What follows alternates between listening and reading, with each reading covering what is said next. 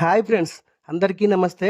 మనం పూర్వం రోజుల్లో చిన్నపిల్లలకి వంటామిదము మన ఇళ్లలోనే తయారు చేసి వాడేవారు.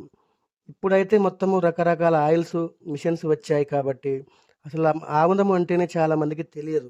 ఇప్పటికీ మా ఇళ్లలో అలాగే తయారు చేసి వాడతారు మా పెద్దవాళ్ళు. అది ఎలా తయారు చేస్తారో నేను మీకు చూపిస్తాను రండి. ఈ వీడియో చూసి మీరు కూడా తయారు చేసుకోవచ్చు. మీకు కావాల్సిన ఆముదాలు తీసుకోండి. 4 కేజీలు గానీ, 5 కిలోలు గానీ. తీసుకున్నాక వాటిని ఒక పెనం మీద వేయించండి బాగా. వేయించినాక ఆ ఆముదాలు తీసుకెళ్ళి రోటిలో బాగా దంచి ముద్దగా చేసి పిప్పి పిప్పి చేయండి. తర్వాత ఆ పిప్పిని తీసుకెళ్ళి మీరు ఎన్నైతే ఆముదాలు తీసుకుంటారో, అంటే ఒక కేజీకి వచ్చేసి కేజీ చొప్పున, 5 కిలోలు తీసుకున్నారంటే 5 కేజీ చొప్పున తీసుకోండి. తీసుకున్నాక ఒక గిన్నెలో వాటర్ పోసి కింద మంట పెట్టండి. ఒక 5 మినిట్స్ ఆగాక ఆ వాటర్ మరుగుతూ ఉంటే ఆ మరుగుతున్న నీటిలో ఈ మనం తీసుకున్న పిప్పి ఉంటుంది కదా, దంచుకుంది, అందులో వేయండి. వేసినాక వాటర్ మరుగుతూ ఉంటుంది. ప్రతి 5 నిమిషాలకు ఒకసారి కలియ తిప్పండి. కలియ తిప్పిన ఇలా ఒకసారి చూడండి, ఇలా మంట పెట్టుకోండి. మంట పెట్టిన తర్వాత ప్రతి 5 నిమిషాలకు ఒకసారి మీరు కలియ పెడుతూ ఉండండి. కలియ పెట్టినాక కనీసం మనకు టైం బాగానే తీసుకుంటుంది.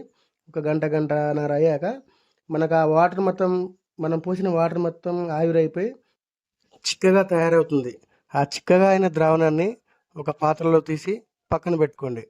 పక్కన పెట్టుకున్నాక మనం ఇప్పుడు ఏం చేస్తామంటే, మనం మరగబెట్టిన నీటిలో అడుగున పిప్పి ఉంది కదా, ఆ పిప్పిలో ఒక 5-6 లీటర్ల వాటర్ పోసి మళ్ళీ పొయ్యి మీద పెడదాము.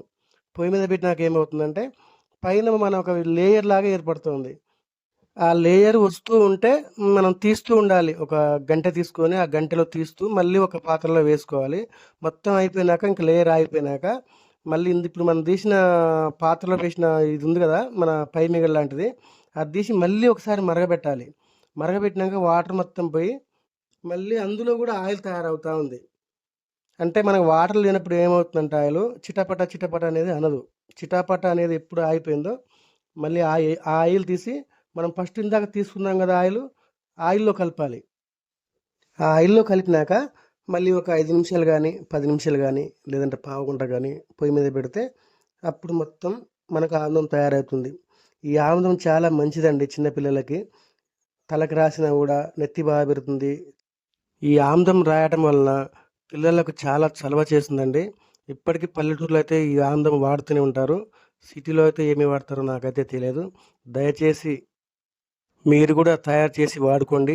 వీడియో నచ్చితే లైక్ చేయండి, షేర్ చేయండి, సబ్స్క్రైబ్ చేసుకోండి. Thank you very so much. Bye bye.